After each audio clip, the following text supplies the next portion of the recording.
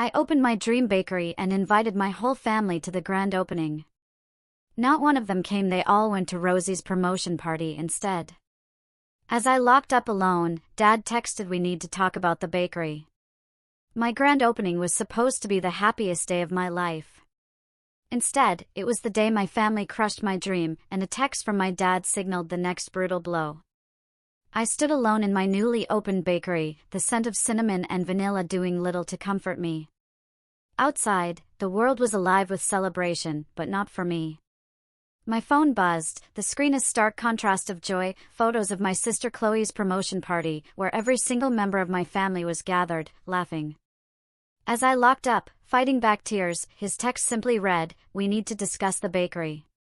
Before I tell you how things spiraled, you need to understand my family."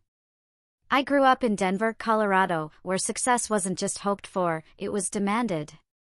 My dad, David, was a cutthroat attorney at a top law firm. His clients' names always splashed across business magazines.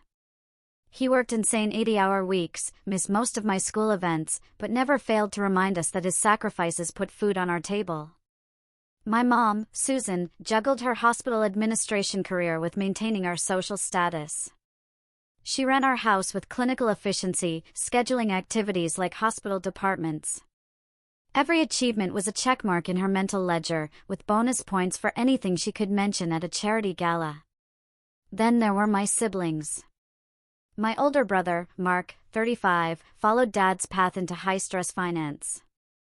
By 25, he was an investment banker in Chicago, sending expensive but impersonal gifts, talking about deals I barely understood. My younger sister, Chloe, 29, was the marketing prodigy. She climbed the ladder at a trendy tech company, the kind with beanbag chairs and cold brew. Mom and Dad beamed at every promotion, every salary jump, every perk Chloe flaunted on social media. And then there was me, the middle child, with flour perpetually under her fingernails. My love affair with baking started at 8, in my Grandma Helen's kitchen. While my parents pushed Mark and Chloe towards academic competitions, Grandma Helen taught me how to feel the perfect consistency of dough.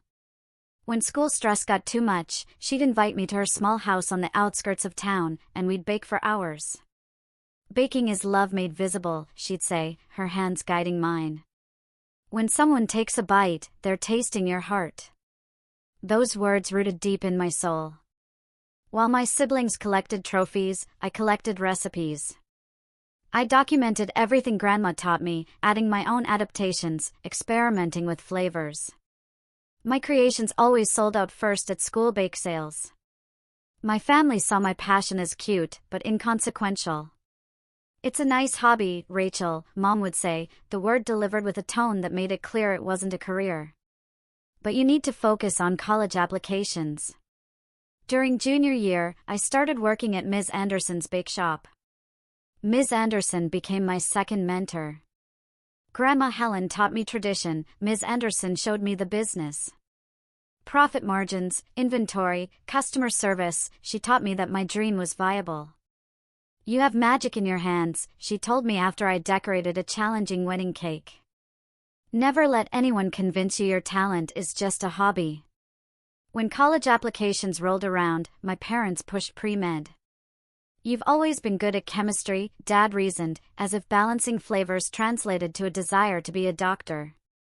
I compromised, majoring in business with a food science minor, hoping to appease them while preparing for my true goal. During my sophomore year, Grandma Helen passed. I was shocked to learn she'd left me her modest savings. To Rachel, her will stated, "Who understands that the most important ingredients in any recipe are passion and love?" It wasn't enough to open a bakery then, but it was seed money. A vote of confidence from the one person who always believed in me.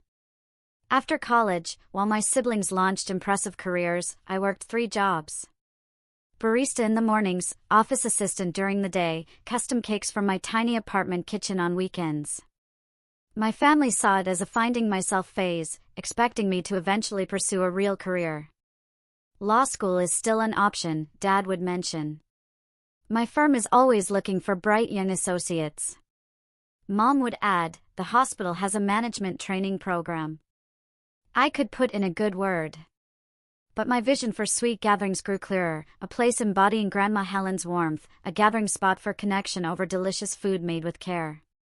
I pictured comfortable seating, neighbors becoming friends, families creating traditions around my seasonal specialties.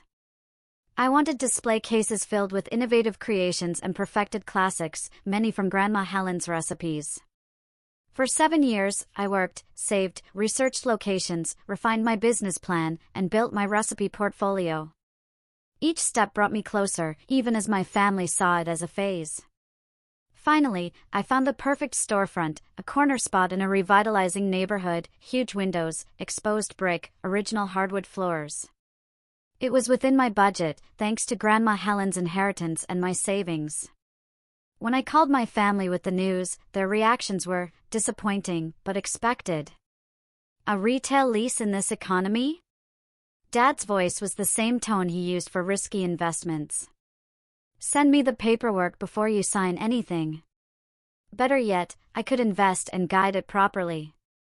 I knew what that meant. His investment would come with control, his vision eclipsing mine until Sweet Gatherings was unrecognizable. Mom's response was equally disheartening. Honey, the restaurant industry has such a high failure rate.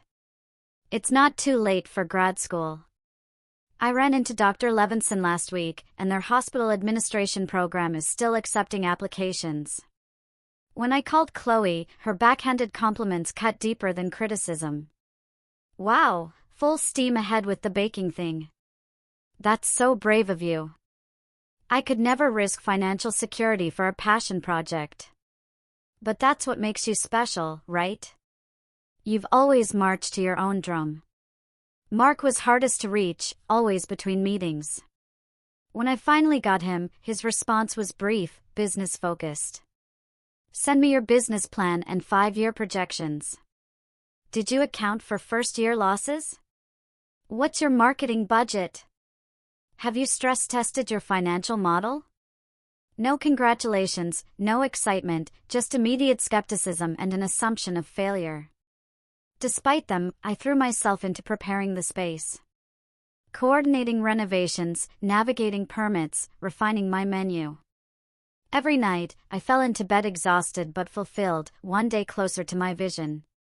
During this time, I connected with neighboring business owners. Sarah from Bloom and Grow Flowers next door stopped by regularly with coffee and encouragement.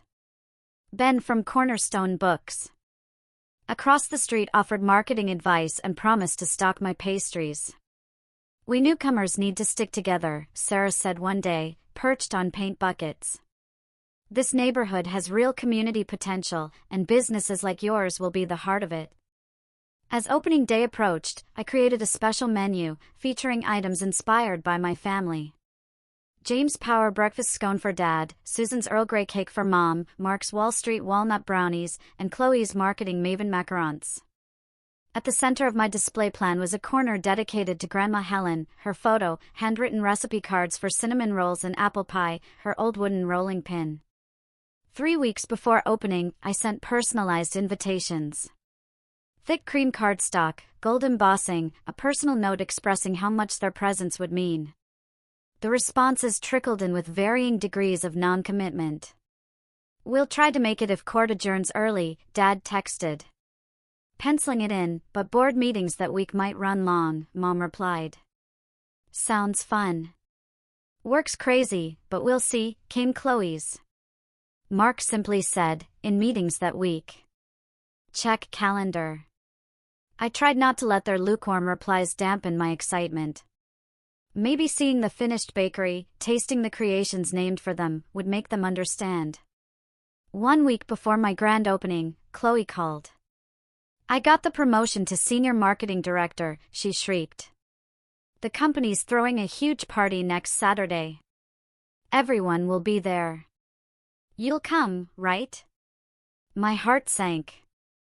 Her celebration was the exact same day as my grand opening.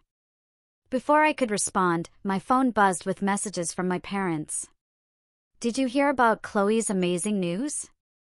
So proud. Mom texted. Dinner reservation at Morton's after Chloe's promotion party. Family table for 5, Dad messaged. I stared at my phone, the implication clear. They'd automatically included me in their plans for Chloe, completely ignoring the conflict with my grand opening, which they'd known about for weeks. When I gently reminded them, their responses were swift and clarifying. "This is a once-in-a-lifetime achievement for your sister," Mom replied. "You can have a soft opening another day," Dad suggested, as if years of work and planning could just be rescheduled. I swallowed my disappointment and focused on final preparations. The menu was perfected, the space beautiful, marketing materials distributed, a small write-up in the local paper. I ordered extra ingredients, prepared contingency plans, and scheduled my day in 15-minute increments. The night before, I stood in the completed space, taking in the realization of my dream. The display cases waited. The tables were set. The coffee machine gleamed. Despite my family's lack of enthusiasm, I allowed hope to bloom. Maybe seeing it in all its glory would change everything. I woke at 3:30 a.m. on opening day, too excited to sleep. Following my minute-by-minute schedule, I brought the bakery to life. The kitchen filled with vanilla, cinnamon, and fresh bread. Each pastry was crafted with precision and love. By 7, the display cases were filled, the family-inspired creations occupying prime positions. At 7:30, Sarah arrived with fresh flower arrangements. "These are on the house," she insisted, hugging me. "Today is your day to shine." Ben appeared shortly after with a handmade sign for his bookshop window, directing customers to my opening. "I told all my regulars to stop by," he said, placing a wrapped package on the counter. "Business warming gift. Open it later." As the clock neared 9, I checked my phone. No messages from my family. I sent a group text with a photo. "All set for opening. Hope to see you soon." No response. At 9, I unlocked the doors, turned the sign, and welcomed my first customers. A steady stream of neighbors and curious locals filled the morning. They ordered coffee, purchased pastries, many staying to enjoy their treats. The feedback was overwhelmingly positive. "These cinnamon rolls are the best I've ever had," one woman exclaimed. "I'm definitely making this my regular morning stop," a man in a business suit declared. Between serving, I constantly checked the door and my phone. Each chime of the bell, each buzz of my phone, brought a surge of hope, only to be met with notifications from service providers or friends. By 11, I'd served dozens, but the faces I most wanted to see remained absent. I sent another text. "Great turnout so far. Special treats with your names on them waiting for you." No response. At noon, during a brief lull, I checked social media and immediately wished I hadn't. My feed was filled with photos from Chloe's promotion party, already in full swing. There was Dad raising a champagne toast. Mom adjusting the "Congratulations Director Chloe" banner. Mark, apparently flown in for the occasion, arm around Chloe as they posed. The caption on my mother's post stabbed deepest, "So proud of our successful daughter." The whole family gathered to celebrate this incredible achievement. The whole family except me. I put my phone away and plastered on a smile as the afternoon crowd began to arrive. The initial rush had slowed. Each hour that passed with empty tables felt like a personal failure, despite the genuine enthusiasm of those who did visit. Jessica Miller, a local reporter who'd promised to cover the opening, arrived around 2. She observed my frequent glances toward the door and my increasingly hollow smiles. "Family couldn't make it?" she asked gently. I considered lying, but opted for a simple truth. They had another commitment. Jessica's eyes softened. She shifted her questions to my passion for baking, my vision for sweet gatherings as a community space. Her kindness nearly broke my professional composure, but I maintained my smile until she left, promising a feature. By 5 p.m., the truth was unavoidable. Not a single family member had come. Not one had called or texted. The special pastries I'd created in their honor remained largely unsold, their handwritten name cards a painful reminder of my naive hope. As closing time approached, customers dwindled. I began cleanup with mechanical movements. Sales had covered basic expenses, nothing more. Social media posts from Chloe's celebration continued to appear, each one a fresh wound, videos of speeches, photos of expensive gifts, images of the family I had been born into celebrating without me. At 6:45, 15 minutes before closing, my phone finally buzzed. Dad. We need to discuss the bakery. No congratulations. No explanation for their absence. No acknowledgement of my achievement or their broken promises. Just a business-like statement implying problems.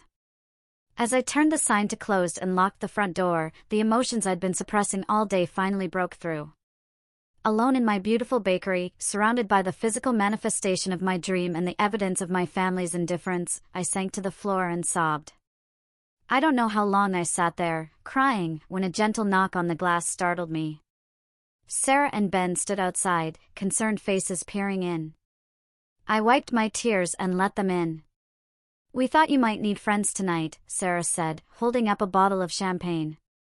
First day of business calls for a proper celebration, Ben added, producing 3 glasses from a tote bag.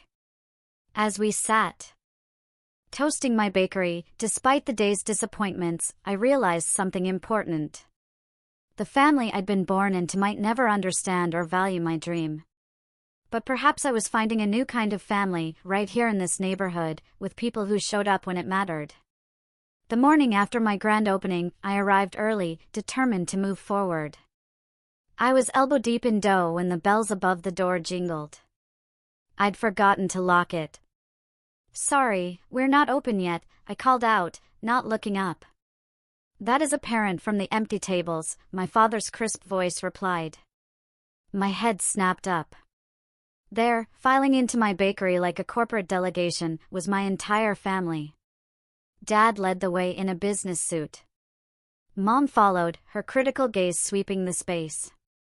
Chloe entered next, designer handbag swinging, sunglasses perched on her head despite the cloudy morning. A tablet in her hand displayed Mark's face, apparently video calling from Chicago. What are you doing here? I asked, wiping flour from my hands. Family meeting, Dad announced, selecting the largest table. We need to discuss the bakery situation. I'm preparing for customers, I said, glancing at the clock. We open in 30 minutes. Based on what we observed yesterday, I doubt you'll be overwhelmed with business, Mom said, her tone sympathetic, but her words cutting. I flinched, but tried to maintain composure.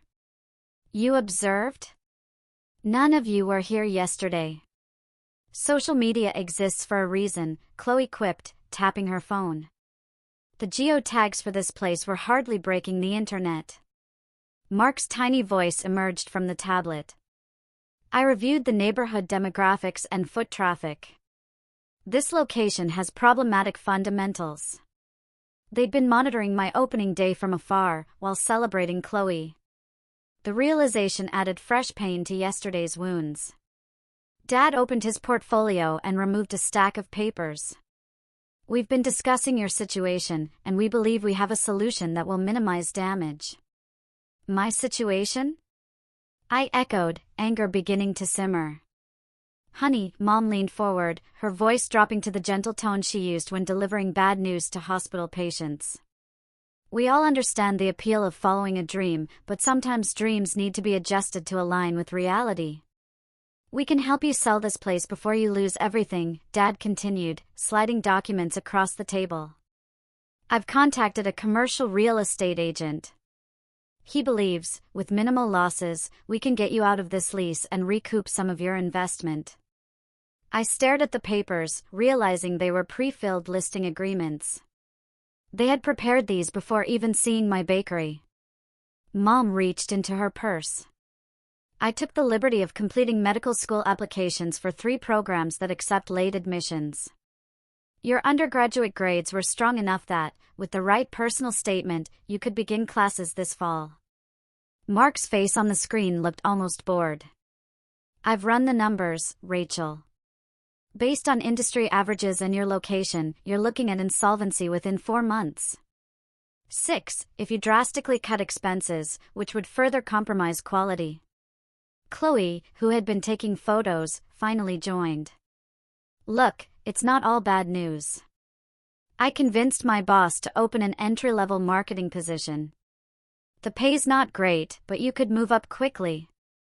I'm not supposed to show favoritism, but... She shrugged, making it clear this was a major concession offered out of pity. They continued talking over each other, outlining my failure and their solutions. My dream reduced to a problem requiring their intervention.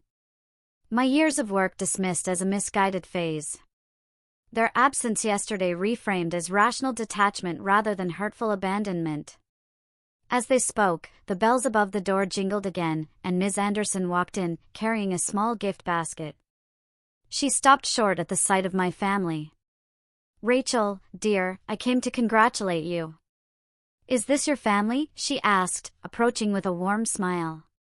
Dad glanced up with a dismissive expression. We're in the middle of a private discussion. Perhaps you could return during business hours. Ms. Anderson's smile didn't waver. I'm Adelaide Anderson, owner of Anderson's Bake Shops. Well, Anderson's Bake Shops now, since we've expanded to 5 locations. She extended her hand, which Dad suddenly seemed more interested in shaking. I've known Rachel since she was 16 and recognized her exceptional talent immediately. The atmosphere shifted subtly. Success was a language my family understood, and Ms. Anderson spoke it fluently. Mom straightened. Chloe lowered her phone. Even Mark's expression sharpened. 5 locations? Dad repeated. That's quite an accomplishment. Indeed. Which is why I have complete faith in Rachel's success, Ms. Anderson responded, placing the gift basket on the counter. Her creativity and business acumen remind me of myself at her age. Though I dare say her technical skills surpass what mine were then. She turned to me with genuine pride. I wanted to bring this welcome basket and let you know how sorry I am to have missed your opening. My flight from the baking conference in Atlanta was delayed. The contrast between Ms. Anderson's sincere regret for missing one day and my family's complete absence despite weeks of notice hung in the air like the scent of burnt sugar. You know, Ms. Anderson continued, Helen spoke of her granddaughter's talent constantly at our community baking club. She always said you would surpass all expectations, Rachel. She believed your understanding of how food brings people together was your true gift. A memory surfaced, sharp and painful. Grandma Helen trying to convince my parents to attend my high school culinary showcase. Their polite refusals, her disappointed but unsurprised expression. She had always known they would never understand my passion. Something inside me broke and reformed in that moment, stronger and more defined. Why did none of you come yesterday? I asked, interrupting whatever financial point Mark was making through the tablet. An uncomfortable silence fell. My family exchanged familiar glances. We told you about Chloe's promotion party, Mom finally said. It was a conflict we could not avoid, Dad added. The company's CEO was there, Chloe pointed out. It was a career-defining moment. I shook my head. The party started at noon. My opening began at 9. You could have come for even 30 minutes. One of you. Any of you. More uncomfortable silence. Just tell me the truth, I pressed. For once, be honest about why my bakery, my dream, wasn't worth even a brief appearance. It was Mark who finally spoke the truth, his digital presence perhaps making honesty easier. The family discussed it and decided that attending Chloe's event sent the right message about what achievements the family values. The words hit me like a physical blow. You discussed it? All of you? You made a collective decision not to support me? Mom flushed, but lifted her chin defensively. Real achievements deserve real celebrations, Rachel. Your sister has worked incredibly hard. And I haven't? I gestured around at my bakery, my voice rising. I've worked 3 jobs for 7 years to save for this place. I've tested hundreds of recipes, built a business plan, secured a lease, navigated permits and health codes, and created something from nothing. How is that not an achievement? It's a nice effort, Dad said in his patronizing tone. But let's be realistic about the difference between opening a small bakery and becoming the youngest director in a Fortune 500 company. We're trying to help you, Mom added, before this situation becomes any more financially damaging. Dad tapped the listing agreements. You have two choices, Rachel. You can sign these papers and begin the process of extracting yourself from this mistake with our help, or you can continue on this path without our support, financial or otherwise. The ultimatum hung in the air. I looked at each of their faces, seeing not malice, but a genuine belief that they were acting in my best interest. They truly couldn't see the value in what I had built because it didn't align with their definition of success. Ms. Anderson placed a steadying hand on my shoulder. The first customers of the day were peering through the front windows. I think you all need to leave now, I said quietly. I have a business to run. Rachel, Dad began, his voice hardening. No. The word came out stronger than I expected. For my entire life, you've treated my passion as a phase to outgrow, a hobby to indulge, or a mistake to correct. Not one of you showed up yesterday for the most important day of my professional life. Now you arrive with plans to dismantle my dream before it has even had a chance to succeed. I don't want your help. Not like this. I walked to the door and held it open. Please leave. Customers are waiting. They gathered their papers slowly, expressions ranging from shock to hurt to angry. As they filed past me, Dad paused. This conversation is not over, he said quietly. When you're ready to be reasonable, call us. The bells jingled as they departed, and I welcomed my first customers with a professional smile that hid the storm raging within. The week following my family's impromptu intervention was the darkest period since opening Sweet Gatherings. Despite my brave stand that morning, their words had planted seeds of doubt that grew with each slow business day. My initial creative energy dimmed, and I found myself going through the motions, without the passion that had fueled every batch of dough. Sales declined as my enthusiasm waned. Customers could sense the difference. Where once my pastries had been created with joy, they were now produced with technical proficiency, lacking the special touch. Sarah noticed the change immediately. She started stopping by daily, sometimes bringing lunch, other times just sitting with me. Ben brought afternoon coffee and stayed to help clean up. Their quiet support kept me functioning. My family, meanwhile, continued their campaign of concerned pressure. Dad sent daily messages about the real estate agent being ready. Mom forwarded medical school orientations with notes like "just keeping options open for you, dear." Chloe's social media featured not-so-subtle posts about knowing when to pivot and failing forward. Mark sent spreadsheets projecting my business decline. The most painful development came when I discovered, through a casual comment from a distant cousin, that my family had actively discouraged extended relatives from supporting my business. We were told you were figuring things out and preferred space, she explained awkwardly. Otherwise, we all would have come to your opening. Each night I returned to my apartment physically exhausted and emotionally drained. The bakery wasn't failing outright, but it struggled to gain momentum. The special touches that made Sweet Gatherings unique required time and energy I was finding harder to summon. 2 weeks after opening, cleaning out a storage cabinet, I discovered a dusty box I'd packed but forgotten. Inside was Grandma Helen's recipe journal. As I flipped through the familiar pages, a sealed envelope fell out, my name written in her shaky script. I stared at it, realizing she must have placed it there before her death, perhaps anticipating I would find it when I finally opened my bakery. With trembling fingers, I broke the seal. My dearest Rachel, it began. If you are reading this, you have found the courage to pursue your dream despite all obstacles. I always knew you would. From the first time your little hands pressed into dough beside mine, I saw in you a special gift, not just for baking, but for understanding how food brings joy and connection to others. Tears blurred my vision. Your parents and siblings may never understand your passion the way I do. They measure success by society's standards, while you measure it by the happiness you create. Neither is wrong, simply different, but never doubt that your path is valid and valuable. The world needs artists and nurturers as much as it needs executives and professionals. The letter recounted specific memories, her observations of my growth as a baker. Remember, sweet girl, that success is not measured by others' recognition but by the fulfillment you find in your work and the lives you touch with your gifts. My greatest joy has been watching you discover your passion. My greatest hope is that you will nurture it, even when others cannot see its worth. It ended with a postscript that broke the dam of my emotions. The true secret ingredient in any recipe is love.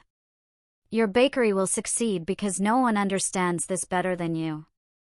I sat on the storage room floor, clutching her letter, sobbing until no more tears would come. Then, for the first time in weeks, I felt something shift inside me. Grandma Helen had always believed in me, not despite my different path, but because of it.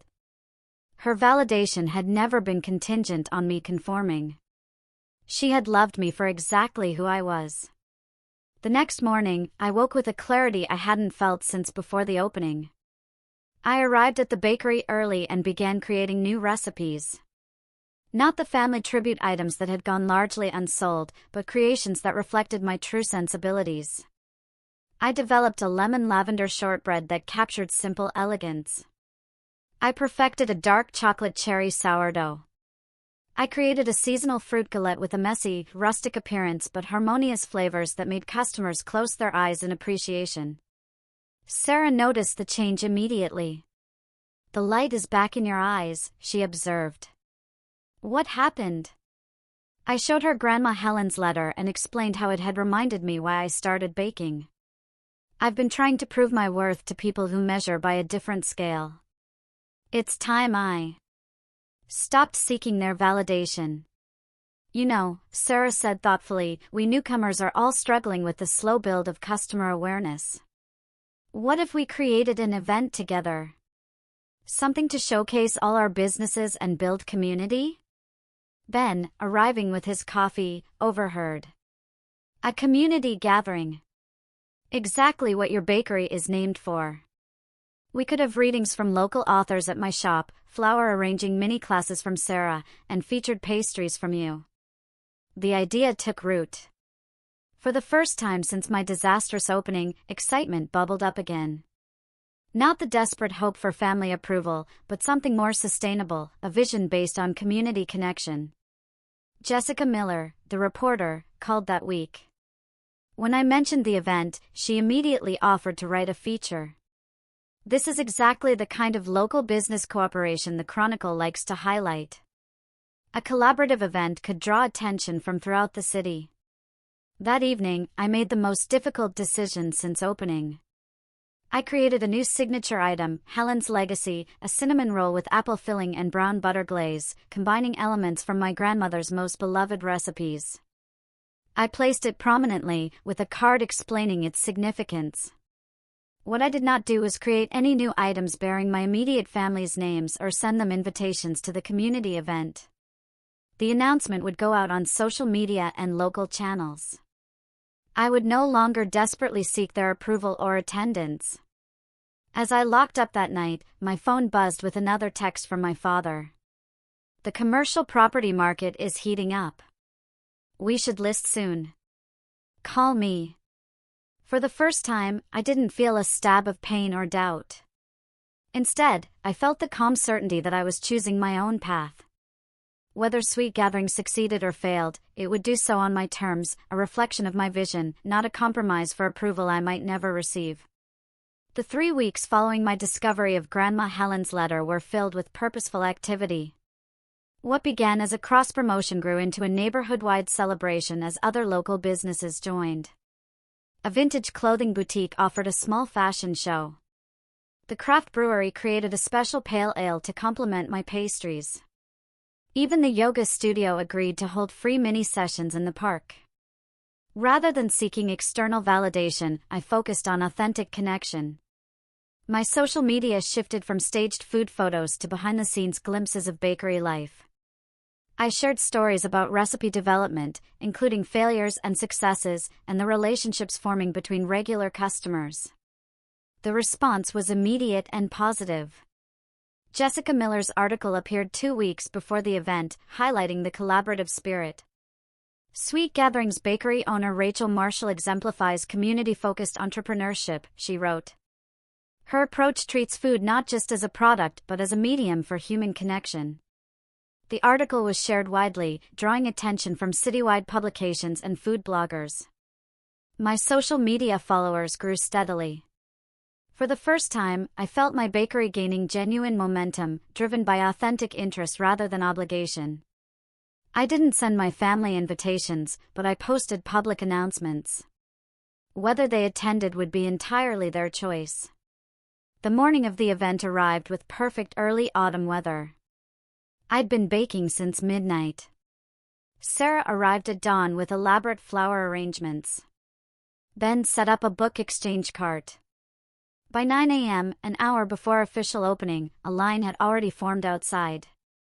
"This is really happening," I whispered to Sarah. "This is what happens when you build something authentic," she replied, squeezing my hand. When we opened the doors, people flowed in steadily, filling the bakery with energy and conversation. The display cases emptied faster than I could restock them. Helen's Legacy sold out within the first hour. Every table was filled with customers sharing space with strangers who quickly became conversation partners. The community I had envisioned was manifesting before my eyes. Mid-morning, Ms. Anderson appeared at the counter, beaming, accompanied by 3 other women. "Rachel, these are some of my former employees who have gone on to open their own successful bakeries," she introduced. "We've formed something of a mentorship network, and we'd love to have you join us." As I thanked her, overwhelmed, my phone buzzed. Photos from the gathering were being shared widely, including by food influencers. The hashtag Sweet Gatherings was trending locally. By noon, it became clear I'd underestimated turnout. Pastry supplies were dangerously low. I was considering an early closure when Jessica Miller arrived with Alex, owner of Riverfront Restaurant, one of the most popular farm-to-table establishments in the city. "Alex has an interesting proposition for you," Jessica said. He'd been sampling my pastries and wanted to discuss a potential partnership. He needed a local bakery to supply bread and desserts. "Your flavor profiles and commitment to quality ingredients align perfectly with our ethos," he said. "We'd start with a small weekly order, but if it works well, we could expand significantly." As I discussed logistics with Alex, I spotted a woman photographing my menu with a professional camera. She introduced herself as a representative from the Small Business Development Grant Committee. "We focus on innovative local businesses that contribute to neighborhood revitalization," she explained, handing me her card. "Your collaborative approach is exactly the kind of economic development model we seek to support. I'd love to send you grant application materials." The day continued to exceed all expectations. By closing time, Sweet Gatherings had served more customers in one day than in the entire previous week. Every pastry had sold. Business connections had formed. And most importantly, the bakery had established itself as a genuine community hub. As I tallied receipts that evening, my phone buzzed with a text from an unexpected source. My father had sent a formal message. "Saw the coverage of your event today. Congratulations on the turnout. Available to discuss business growth strategies if interested." No warmth, no admission of his previous dismissiveness, but an acknowledgement of observable success. It was followed by messages from the rest of the family in quick succession. "Mom, your bakery looked lovely in the photos online. The flower arrangements were exquisite. You always did have an eye for aesthetics. Chloe, that social media strategy is generating serious engagement. Clever approach targeting the community angle. My team was discussing it today. Mark, wholesale accounts provide stable revenue streams. The restaurant connection is worth pursuing. Can send comparative analysis if helpful. Their messages reflected their unchanged perspectives, each viewing my success through their particular professional lens rather than understanding what truly mattered to me. Yet there was a new tone of respect, however grudging. I responded politely but briefly to each, neither seeking their approval nor rejecting their tentative overtures. My focus remained on building what I had started, rather than vindicating myself in their eyes. In the following weeks, Sweet Gatherings experienced steady growth. The partnership with Riverfront Restaurant provided a reliable wholesale income stream. Several other restaurants reached out. The small business grant application advanced to the final round. Most importantly, regular customers began to form, people whose names and preferences I came to know, whose lives intersected with mine through the simple medium of food shared in a welcoming space. A month after the community gathering, Sweet Gatherings recorded its first consistently profitable week. This milestone prompted me to hire my first employee, Emily, a culinary school graduate who shared my philosophy. With help in the kitchen, I could focus more on creative development and community building. My family maintained a cautious distance, occasionally sending messages that revealed they were monitoring my progress, always with an undercurrent of surprise at my continuing success, as if still waiting for the failure they had predicted. I responded with polite updates, but no longer felt the desperate need for their understanding. In this new chapter, I found a quiet confidence growing. Sweet Gatherings was becoming exactly what I had envisioned, not because I had finally won my family's approval, but because I had stopped measuring success by their standards and started living according to my own. 6 months after the community gathering, Sweet Gatherings had evolved beyond my initial vision. The bakery had established itself as a neighborhood institution. The small business grant had funded an expanded kitchen and outdoor seating. My most meaningful innovation was Helen's Corner, a special area featuring my grandmother's photo, recipe books, and a small library of baking resources. This space became the heart of our community outreach programs, including free baking classes for underprivileged youth. Sarah, Ben, and several other local business owners had become my closest friends and most trusted advisors. Ms. Anderson's mentorship network provided invaluable professional development. My relationship with my family entered a new phase, characterized by careful rebuilding on my terms. The change began subtly with their gradual acknowledgement of Sweet Gatherings as a legitimate business rather than a hobby or phase. The first significant shift occurred when my father attended a special event at the bakery without attempting to offer unsolicited business advice. He arrived alone, observed operations with his analytical eye, and purchased several items before leaving with a simple, "You have built something functional here." From my father, this constituted high praise. My mother began stopping by occasionally with friends, a form of social acknowledgement that meant more than her words. "I told my hospital board about your bakery," she mentioned, a hint of genuine pride in her voice. Several of them have become regular customers. Chloe's approach to reconciliation involved professional respect before personal connection. "Your social media presence has serious engagement metrics," she noted during a rare Sunday visit. "My team actually referenced your community building strategy in a recent presentation." Later, more quietly, she added, "I think I've been comparing our accomplishments since we were kids. Maybe we could just be sisters instead of competitors." Mark made the most dramatic gesture, flying in from Chicago. He arrived with his usual spreadsheets, but also with uncharacteristic humility. "Your financial trajectory has defied standard industry projections," he admitted. "I was working from models that didn't account for the community investment factor you prioritized. There are some lessons here for traditional business approaches." I welcomed these overtures with cautious optimism. The wounds from their absence and their intervention had healed, but left scars. I established boundaries, making it clear that respectful engagement was welcome while controlling behavior was not. "I'm open to rebuilding our relationship," I told my father during a particularly honest conversation, "but that requires acceptance of who I actually am, not who you wish I would become." The most profound healing in my life, however, had nothing to do with family reconciliation. It came from the realization that my worth wasn't determined by their validation. The journey from seeking their approval to finding my own measure of success had transformed me in ways that extended far beyond business ownership. A year after opening, Sweet Gatherings was featured in a national publication about community-centered business models. Marshall has created more than a successful business, the article concluded. She has established a template for how commercial spaces can foster genuine community in an age of digital isolation. On the first anniversary, we hosted a celebration that filled the bakery and spilled onto the sidewalk. My family attended, not as central figures, but as guests among many, taking their place in the wider community that had embraced my vision. As I looked around, I realized how perfectly the reality matched the name I had chosen.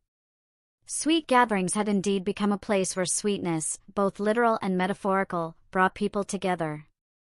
The journey hadn't followed the path I initially imagined, but it had led to a destination more meaningful than I could have planned.